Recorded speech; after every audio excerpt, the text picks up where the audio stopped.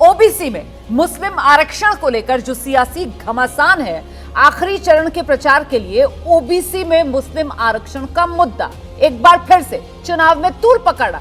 आज प्रधानमंत्री नरेंद्र मोदी ने कहा है कि वोट बैंक के लिए एससी एसटी ओबीसी को अंधेरे में रखकर लूटा गया। प्रधानमंत्री ने कहा कि सियासी फायदे के लिए पीढ़ियों से खिलवाड़ किया गया। पहले आपको सुनाते हैं पीएम मोदी ने किस तरीके से विपक्ष को कटघरे में खड़ा किया। उन्होंने कहा कि देश में अब जो टेंडर होंगे उस टेंडर में भी वे माइनॉरिटी के लिए आरक्षण करेंगे। सिर्फ धर्म के आधार पर कोटा दे देंगे, वो ब्रिज बनेगा, लोग मारे जाएंगे तो कौन जिम्मेवार होगा? क्या वोट बैंक के लिए आप आने वाली पीढ़ियों को भी तबाह करना चाहते हैं? इन्होंने ये पाप कर दिया है, उसके खिलाफ मैं बोल रहा हूँ, इसलिए उनको झूठ बोलने के लिए ऐसी चीज़ें का उपयोग करना पड़ रहा है। अभी जो लोग इतने बड़े दलितों के हितैषी अपने आप को कहते हैं, आदिवासियों के हितैषी कहते हैं, वे हकीकत में उनके घोर दुश्मन हैं। इन्होंने रातों रात एजुकेशनल इंस्टीट्यूशंस को माइनॉरिटी इंस्टीट्यूशंस बना दिया। माइनॉरिटी इंस्टीट्यूशन बना दिया तो उन्होंने आरक्षण उसमें खत्म कर दिया। आरक्षण के जो एससी एसटी ओबीसी का अधिकार था वो पिछले दरवाजे से उसको छीन लिया गया है, संविधान की पीठ में छोड़ा भगा दिया है। और इसी पर अब चर्चा करेंगे वो सवाल जिस पर बात करने जा रहे हैं, मुस्लिम आरक्षण फाइनल फेज फाइट डेज। और ऐसे में जिस तरीके से 24 चुनाव में प्रदीप सर आरक्षण को लेकर सरकार की घेराबंदी विपक्ष की तरफ से शुरू हुई, उसी आरक्षण को लेकर मुसलमानों के नाम पर सरकार की तरफ से विपक्ष पर जो पलटवार हुआ है, उसी के इर्द गिर्द ये चुनाव। देखिए, यूपीए सरकार ने जो 2-3 काम किए और कर्नाटक सरकार ने, उससे मौका मिला बीजेपी को इस मुद्दे पर घेरने का। ये बात सही है कि विपक्ष ने जब संविधान का आरक्षण का मुद्दा उठाया तो बीजेपी डिफेंसिव पर आ गई थी, लेकिन उसके लिए ऑफेंसिव पर आने का यही एक रास्ता था। एक आरटीई में यानी राइट टू एजुकेशन जो है उसमें जो चेंज किया गया कि अगर आप माइनॉरिटी इंस्टीट्यूशन अपने को डिक्लेयर कर देते हैं तो आपको आरक्षण देने की ज़रूरत नहीं है। तो ये जो है एक तरह से एससी एसटी और ओबीसी का आरक्षण ख़त्म करने के लिए था। ये बीजेपी आरोप लगा रही है।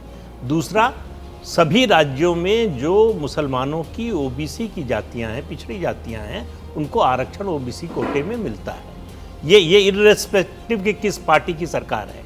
कर्नाटक की सरकार ने कहा ऑल मुस्लिम्स, यानी वो अगड़े हैं या पिछड़े हैं, सबको आरक्षण मिलेगा ओबीसी कोटे में। वहाँ से ये मुद्दा जो है तूल पकड़ा उसने, और ये मुद्दा जो है बीजेपी को इसको राष्ट्रीय स्तर पर बनाने का मौका मिला कि ये ओबीसी का और एससी एसटी का आरक्षण छीनना चाहते हैं। उसके पहले कई चीजें हैं जो कांग्रेस ने यूपीए सरकार के समय की। विपक्ष के चुनावी हथियार से विपक्ष पर ही वार, सरकार सत्ता पक्ष की तरफ से। देखिए, ये प्रश्न ये भारत में कई वर्षों से, कई दशकों से ये प्रश्न चलता रहा है कि आरक्षण किसको दिया जाए और किस तरीके से दिया जाए।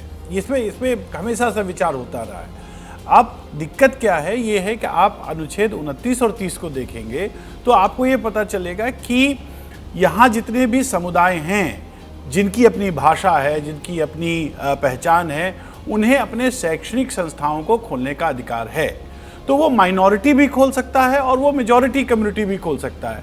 अब सवाल ये है कि माइनॉरिटी कम्युनिटी के पास अगर अपने शैक्षणिक संस्थान हैं तो उन माइनॉरिटी इंस्टीट्यूशंस में फिर जो ओबीसीज हैं या एससी एसटी हैं, वहाँ रिजर्वेशन क्यों नहीं हो सकता? क्योंकि आप ये समझिए कि वो माइनॉरिटी इंस्टीट्यूशन भी राज्य के द्वारा वित्त पोषित हैं। तो कहीं ना कहीं ये एक मसला चलता रहा और इस पर कई वर्षों से आप देखेंगे कोर्ट्स के भी अपने अपने जजमेंट हैं, चाहे वो सेंट स्टीफन्स का मामला हो, टीएम पाई का मामला हो, मेरे ख्याल से इनामदार का मामला हो। तो कई मामले हैं और हर मामले में ये मान लिया जाता है कि अगर माइनॉरिटी इंस्टीट्यूशन है तो वो रिजर्वेशन है। एक बात ये हो सकती है लेकिन सर जब बात माइनॉरिटी एक सेकंड और लूंगा, जल्दी अगर कोई माइनॉरिटी इंस्टीट्यूशन है और राज्य के द्वारा वित्त पोषित नहीं है तो एक समझ में आता है, लेकिन माइनॉरिटी इंस्टीट्यूशन है, राज्य के द्वारा वित्त पोषित है और उसके बाद राज्य के आधार, राज्य के जो नियम हैं, शर्त हैं, वो लागू नहीं होते, तो ये सोचने का प्रश्न लेकिन तो ऐसे है। माइनॉरिटी इंस्टीट्यूशंस जिसकी यहाँ पर बात हो रही है उसमें सिर्फ जो मुस्लिम समुदाय है उसके जो इंस्टीट्यूशंस है वो तो नहीं शामिल होते ना, उसमें तो जो सिख समुदाय हैं उनके भी इंस्टीट्यूशंस जो है वो भी माइनॉरिटी इंस्टीट्यूशंस के दायरे में आते हैं, जैन जो समुदाय है उनके जो इंस्टीट्यूशंस है वो भी इस दायरे में आते हैं और वहां पर भी SC ST OBC वाला जो आरक्षण है वो लागू नहीं होता है। संविधान में जो व्यवस्था की गई है कि जो धार्मिक माइनॉरिटीज़ हैं, अल्पसंख्यक हैं, उनको अपने शैक्षिक संस्थान खोलने का अधिकार है। हाँ। तो जब वो माइनॉरिटी इंस्टीट्यूशंस जिसका जिक्र प्रोफेसर साहब ने भी किया, वो अपने लिए खोल रहे हैं, माइनॉरिटी वो अपने आप में एक स्पेशल क्लास होगी ना। हाँ। तो उसमें ये माना ही जाएगा कि उसमें अलग से आरक्षण की व्यवस्था नहीं, क्योंकि वो तो खुद ही किसी खास समुदाय के लिए खोले गए हैं। तो इसलिए ये डिबेट हमेशा चलती रही, लेकिन इस डिबेट पर यदि आगे बढ़ना है कि जैसे कहा गया कि भाई स्टेट स्पॉन्सर्ड है तो क्या उसमें आरक्षण होना चाहिए नहीं होना चाहिए, तो इस पर एक पूरी पार्लियामेंट में डिबेट करके पूरे डिबेट को किया जा सकता है। केवल माइनॉरिटी में मुस्लिम को लेकर नहीं, पूरी तरीके से गर्मी बढ़ाता हुआ नजर आया। प्रदीप जी ने जिस बात का जिक्र किया ना, कर्नाटक का भी और मैं कह रहा हूँ वेस्ट बंगाल का जो फैसला आया हाईकोर्ट का, उससे थोड़ा सा इसको फ्यूअल मिल गया। अब है सर जी, देखिए भारतीय जनता पार्टी ने लोकसभा चुनाव में 2 पार्टियों से जो पहले से उनके गठजोड़ में नहीं थी उनके साथ गठजोड़ किया। एक तो जनता दल सेकुलर किया था जिनके खिलाफ विधानसभा चुनाव लड़ा, और तेलुगु देशम पार्टी से किया। जनता दल सेकुलर की जब सरकार थी तब उन लोगों ने मुसलमानों को धर्म के आधार पर आरक्षण देने का नियम बनाया था, जो बाद में अदालत ने खारिज कर दिया। उन्होंने अपना काम किया था। इसी तरीके से तेलुगु देशम ने अपने घोषणा पत्र में लिखा कि हम मुसलमानों को धर्म के आधार पर आरक्षण देंगे, लेकिन फिर भी भारतीय जनता पार्टी ने इनके साथ में समझौता किया और मंच पे ये भी जोर जोर से कहते रहे कि हम धर्म के आधार पर आरक्षण खारिज कर देंगे, लेकिन साथ में चुनाव लड़ने के लिए उनका आपने मदद भी की। अब जब उनका पहले डिफेंस, प्रदीप जी ने कहा वो डिफेंसिव में चले गए थे। क्यों चले गए डिफेंसिव में? क्योंकि इन दोनों पार्टियों के साथ समझौता था। भाजपा ने इंतजार किया कि वहां पे मतदान हो जाए पूरा, उसके बाद में फिर हम इस मसले को उठाएंगे और हम फिर आक्रामक होंगे। अगर उस वक्त इस मसले को उठाते तो बार बार उनसे कहा था कि अपने गिरेबान में मुंह डाल के देखिए। तो अब जब तो ये विरोधाभास की वजह से कहीं ना कहीं बाकी बचे हुए चरणों के लिए भारतीय जनता पार्टी ये मसला लेके आई। तो इसलिए इसमें केवल राजनीतिक चतुराई है और किसका राजनीतिक फायदा मिले, इसके अलावा और कुछ नहीं है। ये बड़ी बात आप कह रहे हैं सर। इस बीच देखिए ये जो मुद्दा है पूरा मुस्लिम आरक्षण वाला, इस पर प्रधानमंत्री नरेंद्र मोदी के बयान पर टीएमसी का रिएक्शन सामने आया है। टीएमसी ने सवाल किया है कि आखिर प्रधानमंत्री मोदी को कुछ लोगों को आरक्षण और नौकरी से परेशानी क्यों है, ये सवाल टीएमसी पूछ रही है। 2021 में उनका दांत खट्टा करके हम लोग जो लौटाए थे, तब से उनकी जबान और दांत दोनों खट्टे हैं। कलकत्ता हाई कोर्ट ने जो भी फैसला लिया, हम देखिए कोर्ट के फैसले के विरुद्ध जा रहे हैं, अपील कर रहे हैं। मगर जब बीजेपी ये सब काम करती है, वो सोच रही है वो किनका नुकसान कर रही है। माननीय प्रधानमंत्री जी खुद ओबीसी से आते हैं। अगर कोई ओबीसी को फायदा मिल ही गया तो उसमें भी मोदी जी को राजनीति दिखती है। नीति बनाने का मेरा संकल्प है। 4 जून के बाद नई सरकार बनेगी। सरकार बनने के बाद मैं 3 करोड़ और मकान बनाऊंगा, पक्के घर गरीबों के लिए बनाऊंगा। अच्छा, आप लोग मेरा एक काम करेंगे, आप लोग मेरा एक काम करेंगे, जरा हाथ ऊपर करके बताइए करेंगे, पूरी ताकत से बताइए करेंगे, पक्का करेंगे। देखिए अभी आप गांव-गांव जाते होंगे, अलग अलग मोहल्ले में जाते होंगे, अलग अलग बस्तियों में जाते होंगे, जहां भी आपको कोई गरीब अगर झुग्गी झोपड़ी में रहता है, कोई अगर कच्चे मिट्टी के मामूली घर में रहता है, तो आप मेरा एक काम करना, उसका नाम पता लिख करके मुझे भेज देना।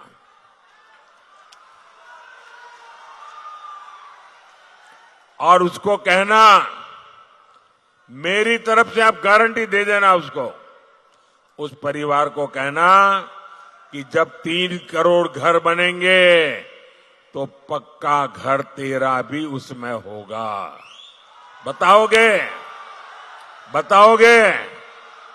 देखिए, मेरे लिए तो आप सभी मोदी है।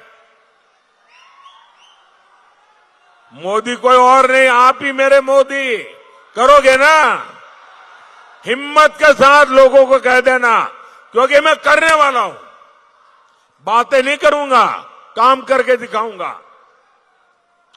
साथियों, आपको बिजली का बिल न देना पड़े, इसके लिए पीएम सूर्यघर मुफ्त बिजली योजना तो मैंने ऑलरेडी चालू कर दी है। इस योजना के तहत आपको हर घर पर सोलार पैनल लगाने के लिए 75,000 रुपया मोदी देगा हर एक को, ताकि आपके घर पर सोलर पैनल लगेगा और जो बिजली पैदा होगी, आपका बिजली का बिल 0। ये मोदी का संकल्प है। आपका बिजली का बिल 0। इतना ही नहीं, जो ज्यादा बिजली पैदा होगी वो सरकार खरीदेगी, बदले में आपको कमाई होगी, पैसे मिलेंगे। अब आप मुझे बताइए, कोई चाहेगा कि गरीब की ये सेवा रुकनी चाहिए? हर कोई चाहेगा नहीं, काम आगे बढ़ना चाहिए, और इसीलिए मोदी को आशीर्वाद चाहिए। कोई चाहेगा कि जरूरतमंदों को मुफ्त राशन, मुफ्त इलाज मिलना बंद हो जाए? कोई नहीं चाहेगा। लेकिन झामुमो, कांग्रेस, आरजेडी, ये लोग खुलेआम बेशर्मी के साथ धमकी दे रहे हैं। वो कहते हैं मोदी को हटाना है। बड़ी खबर मैं आपको बताती हूं, मुस्लिम आरक्षण को लेकर राजस्थान सरकार ने बड़ा ऐलान किया है। राजस्थान में ओबीसी कोटे में मुस्लिम आरक्षण की समीक्षा कराने की तैयारी है। राजस्थान के सामाजिक न्याय मंत्री हैं अविनाश गहलोत, उन्होंने ऐलान किया है समीक्षा के लिए बाकायदा कमेटी बनाई जाएगी। राजस्थान में मुस्लिम समुदाय की 14 जातियों को ओबीसी आरक्षण अभी दिया गया है, और ऐसे में जिस तरीके से पिछले दिनों हमने आपको खबर बताई थी, उत्तर प्रदेश में योगी आदित्यनाथ सरकार ओबीसी में मुस्लिम आरक्षण, जो मुसलमानों की अलग अलग जातियों को आरक्षण दिया गया है, उसकी समीक्षा कराने का फैसला, उसी तर्ज पर राजस्थान सरकार का यह फैसला, ओबीसी आरक्षण में जो मुस्लिम जातियों को आरक्षण मिला है उसकी समीक्षा राजस्थान सरकार भी करवाएगी। कांग्रेस ने राजस्थान में 1997 से लेकर 2013 तक क्रमवार तरीके से 13 मुस्लिम जातियों को ओबीसी के कैटेगरी के अंदर को डाला है। धर्म के आधार पर संविधान जिस चीज के लिए प्रोहिबिटेड है, के मना करता है, संविधान के अंदर लिखा हुआ है, तो उसके आधार पर जो दिए गए वो गलत है। सरकार के नुमाइंदे कुछ भी कहे, कुछ नहीं होने वाला है, क्योंकि ओबीसी कमीशन जो है उसकी रिकमेंडेशन लेके हम लोगों ने आरक्षण दिया। 25 साल पहले जब जाटों को मिला, भिक्षुओं को मिला, उस जमाने के अंदर जो ओबीसी जातियाँ थी, क्याम खानी सहित, सिंधी मुसलमान सहित, जो बैकवर्ड थी, उनको मिला है। सब मुसलमान को थोड़ी मिला है। ओबीसी में जो आ सकती थी कैटेगरी, उन्हीं को तो मिला है। तो ओबीसी जो है यहाँ पर देश के अंदर, उनको तो मिलना ही चाहिए। तो ओबीसी के तहत मुसलमानों को आरक्षण की समीक्षा राजस्थान सरकार भी करवाएगी, और ऐसे में अब सवाल जो आपके सामने है, बंगाल, यूपी, राजस्थान, मुस्लिम आरक्षण पर यह संग्राम, प्रदीप जी, चुनाव तो बीतने वाला है, 4 जून को नतीजे भी आ जाएंगे, लेकिन ये ओबीसी में मुस्लिम आरक्षण ये एक नया मुद्दा सामने निकल कर आ गया है। हालांकि राजस्थान में हम सुन रहे थे, जो पूर्व मुख्यमंत्री अशोक गहलोत वो कह रहे थे साहब ये तो जो ओबीसी कमीशन है उसके तहत दी गई रिकमेंडेशंस के आधार पर है। तो ये मामला क्या यहाँ से अभी आगे बढ़ेगा, मतलब ये बात शुरू हुई है? बिल्कुल बढ़ेगा। देखिए, आप अगर याद कीजिए तो पिछले 2-3-4 सालों में सुप्रीम कोर्ट ने कई राज्यों में स्थानीय निकाय के चुनाव रुकवा दिए। तो ओबीसी आरक्षण आप दे रहे हैं तो ऐसे एडमिनिस्ट्रेटिव स्तर पर फैसला नहीं कर सकते कि इस जाति को शामिल करेंगे, इसको नहीं। उसके लिए जो पिछड़ा वर्ग आयोग बना है बाकायदा एक स्टडी कराएगा कि वो एजुकेशनली और सोशली बैकवर्ड और इकोनॉमिकली बैकवर्ड हैं कि नहीं, और उसके लिए क्राइटेरिया बना है कि अगर ये इस क्राइटेरिया में आते हैं तो उनको ओबीसी में शामिल किया जा सकता है जी। वो जो है रिकमेंडेशन जो आयोग की है वो विधानसभा में जाएगी, वहां से पास होने के बाद सरकार उसे लागू कर सकती है। इसीलिए मैंने सवाल पूछा, क्योंकि राजस्थान में जो पूर्व मुख्यमंत्री थे अशोक गहलोत, वो इसी बात को रेखांकित कर रहे थे कि साहब ये जो कुछ हुआ है वो जो आयोग था उसकी सिफारिशों के रिकमेंडेशंस के आधार पर हुआ है, लेकिन बावजूद इसके अब राजस्थान में भी ये ओबीसी आरक्षण में जो मुस्लिम जातियों को आरक्षण मिला है उसको लेकर सरकार वहां पर समीक्षा कराने की तैयारी में है। मंत्री के पीछे, इसके पीछे, उसके सारे अपनी अपनी सेटिंग करने। हमारी पार्टी सेटिंग नहीं करती, ये आपके लिए लड़ेंगे हमारे एमपी। हमारे पंजाब के किसान दिल्ली गए 2 साल पहले, क्या कह रहे थे कि हमें अपने प्रधानमंत्री से मिलना है, हम दिल्ली जा रहे हैं। भाई मिलने का हक होना चाहिए, 140 करोड़ लोगों के प्रधानमंत्री हैं, कोई भी जाके मिल सकता है। हजारों पंजाब से और हरियाणा से किसान दिल्ली के बॉर्डर पे पहुंच गए। किसानों को दिल्ली के अंदर नहीं घुसने दिया इन्होंने, कीलें लगा दी सड़कों के ऊपर, बोल्डर लगा दिए सड़कों के ऊपर, अंदर नहीं घुसने दिया किसानों को। क्यों? किसी के पिताजी की दिल्ली है, देश की राजधानी है दिल्ली, 140 करोड़ लोगों की दिल्ली है, कैसे रोक सकते हैं वो हमारे किसानों को? इस बार ऐसा बटन दबाना कि दिल्ली में बैठे हुए, दिल्ली की गद्दी पे बैठे हुए लोगों को दिल्ली से बाहर उठा के फेंक देना इस बार। और इन लोगों में इतना अहंकार हो गया आजकल, ये अपने आप को भगवान समझने लग गए हैं। ये मैं कोई अतिशयोक्ति नहीं कर रहा। पता नहीं आप लोगों ने पिछले 6-7 इंटरव्यू मोदी जी ने दिए हैं, उनमें मोदी जी ने कहा कि मैं अपनी मां की कोख से पैदा नहीं हुआ, मैं इस पृथ्वी पे प्रकट हुआ हूं। देखे आपने इंटरव्यू? किस किस ने देखे? जरा हाथ खड़े करके बताओ। कौन कौन मानता है कि मोदी जी भगवान का अवतार हैं?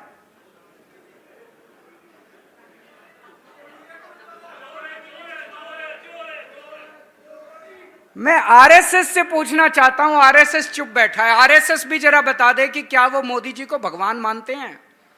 क्या वो मोदी जी को भगवान का अवतार मानते हैं?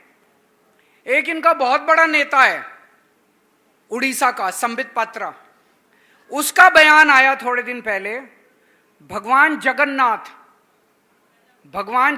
जगन्नाथ मतलब जगत के नाथ, जगत के नाथ मतलब सृष्टि के देवता, ब्रह्मांड के देवता, पूरे यूनिवर्स के देवता। भगवान जगन्नाथ को पूरी कायनात का देवता माना गया है।